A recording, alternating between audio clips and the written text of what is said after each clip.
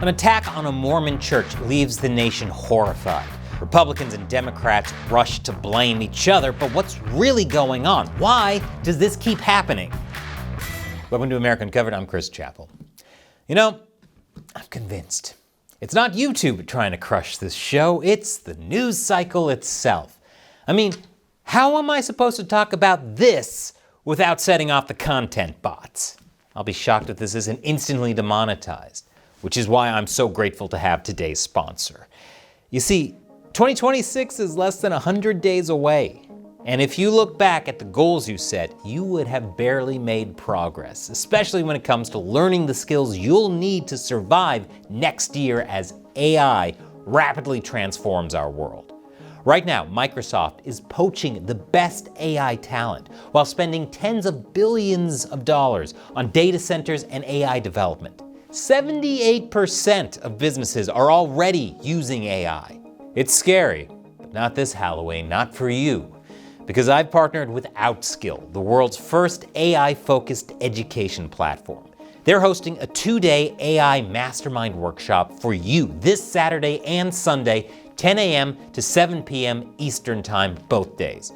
Over 10 million people across the globe have attended this training already, and many of them have used it to boost their career growth and start side businesses that make them thousands of dollars extra a month. This training normally costs $395, but Outskill is making it completely free, but only for the first 1,000 people who sign up now as part of the pre-Halloween sale. In just 2 days, you'll learn 10 plus powerful AI tools, how to use AI in Excel, Sheets, and presentations, how to develop your own AI agents, and how to automate your work to save time and boost productivity. You also walk away with bonuses valued at $5,100, including a prompt Bible, a $10K a month AI roadmap, and a personalized automation toolkit. This is seriously very good training. Click the link in the description to register. Don't miss out. And now, on with the show. On Sunday, a pickup truck crashed through the front of a Mormon church in Grand Blanc, Michigan. The driver then exited the vehicle and opened fire on church attendees. An accelerant, most likely gasoline, was used to fuel a 5-alarm fire which utterly consumed the church. About 8 minutes later, the attacker was killed in a shootout with the police. The attack left at least 4 innocent people dead and another 8 injured, as police continue to sift through the rubble for those unaccounted for. Without a moment's hesitation, the internet started placing bets. Who was it this time? Another porn-addled furry? A trans meme lord? A good old-fashioned Muslim extremist? Well, it turns out none of these. The shooter was identified as Thomas Jacob Sanford, an Iraq war veteran from Burton, Michigan. Was this finally it, the MAGA on MAGA violence so many had been waiting for? I mean, look at this guy. If I told you to draw a picture of a Trump supporter, that would probably be who would come to mind. And come on, who else drives a Chevy Silverado with 2 American flags sticking out the back? He's even got a Trump Vance sign stuck to his fence. Unless this was supposed to mean stop Trump? That one's a bit unclear. But assuming Thomas Sanford was some kind of Trump-voting conservative, that doesn't explain the reasoning behind the attack. The Latter-day Saints aren't exactly liberal, so why target them? Chris Johns, a candidate who was out campaigning for Burton City Council, claims to have spoken to Sanford just a week before the attack. Here's what Sanford told him. And after a short while, the conversation went to the Church of Latter-day Saints, Mormonism, and he just made the position multiple times that Mormons are the Antichrist. Mormons are the Antichrist. That's pretty harsh. What would lead someone to think that? What's this guy's backstory?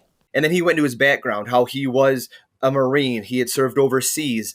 And again, he spoke about just some experiences with drug use, but he, to start new, had moved out to Utah to plow snow. He then began a relationship with a woman who was in the LDS church. And then the conversation changed to tattoos, which he had a lot of, and how he had to have all his tattoos removed in order to be, in for certain religious ceremonies. And it was just a piece where I was very careful how I answered, because it's one of those things where I did not know what response was going to be acceptable to him. And so it's a case of like, I just wanted to get off the door and away from him. Yeah, no kidding. That's a door-to-door canvasser's worst nightmare. You go up to a house expecting to talk about filling in the city's potholes, and then some crazy guy starts telling you his life story and going off about religion. But as Johns points out, none of this seemed overtly political. But I want to reinforce that this is not a blue or red issue. This is 100% personally held beliefs. Yeah, I believe that. It doesn't sound like Sanford had some deep theological disagreement with the Mormons. And if this was political, why go after the Latter-day Saints? I mean, there are way more liberal denominations out there. No, this sounds like a deeply troubled person who struggled with addiction, with relationships, and who may have seen some things while fighting a war overseas. The Mormons just happened to be the unlucky group his brain zeroed in on. And before you say anything, please know that I am not just running cover for conservatives. As I covered in a previous episode, there's plenty of mass casualty events stemming from both sides of the aisle. I'd suggest you check that one out. But to keep things brief, there's a particular image around mass shooters that's been cultivated by the media and by people online. Crazy people latch onto these images, and that's why we see a lot of the same sorts of weapons and tactics used in addition to choice of targets. It's less of a political crusade and more of a death cult. The transsexual Minneapolis Catholic school shooter scribbled messages on his weapons targeting not just Christians, but Jews, black people, gay people, Muslims, Hispanics, and others. A year before that, 15-year-old Natalie Rupnow shot up the Abundant Life Christian School in Madison, killing 2 and injuring 6 others before taking her own life. Her manifesto detailed her sense of isolation from her family and society at large, and called for a general war against humanity. Or how about the Lakewood church shooting, where 36-year-old Janice Moreno shot and injured 2 people at the beginning of a Spanish-language service before being gunned down by off-duty police. According to her mother-in-law, she was being treated for schizophrenia. Perhaps something similar was going on with Sanford. Rather than this being a political attack, maybe he was just brain damaged, like the Midtown Manhattan shooter who targeted the NFL headquarters. Turns out he did have CTE after all. Even the motivations of would-be presidential assassins are not so cut and dry. Ryan Ruth, who was found guilty of attempting to assassinate then-candidate Trump, gave some really weird testimony in court. He began with questions like, what happened to Homo erectus? He continued on to other tangents, crying as he recounted the contributions of the Wright brothers. He went on and on about the nature of beauty and building wheels, and then topped it off by trying to stab himself in the neck with a pen. That's insane. But it tells you something about the nature of a lot of these attacks.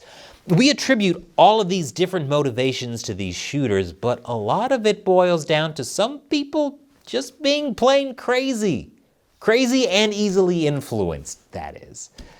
The media's hype around assassins and shooters is obviously affecting people who were already unstable. These attacks are dominating the news cycle, and it's creating a feedback loop where more attacks create more coverage, which leads to more attacks. And it's all made worse by the fact that everyone is keeping score of which side is committing these horrible acts. I actually feel sort of guilty covering this. Am I just feeding into the narrative cycle that turns these maniacs into celebrities and who go on to inspire others to commit atrocities? I hope not. I just want to explain the process that's helping create these tragedies. Maybe if we can understand what's happening as a society, we can figure out ways to stop any of this from happening again. Whether that means changing how we consume news, how we discuss things online, or how we treat people suffering from mental health issues. I know, it's a lot to deal with. I'm sure this endless parade of tragedies is taking as much of a toll on you as it is me. So, here's a Pomeranian. Feel better? Yeah, me neither. What do you think? Leave your comments below. And Don't get left behind when everyone else is learning to use AI.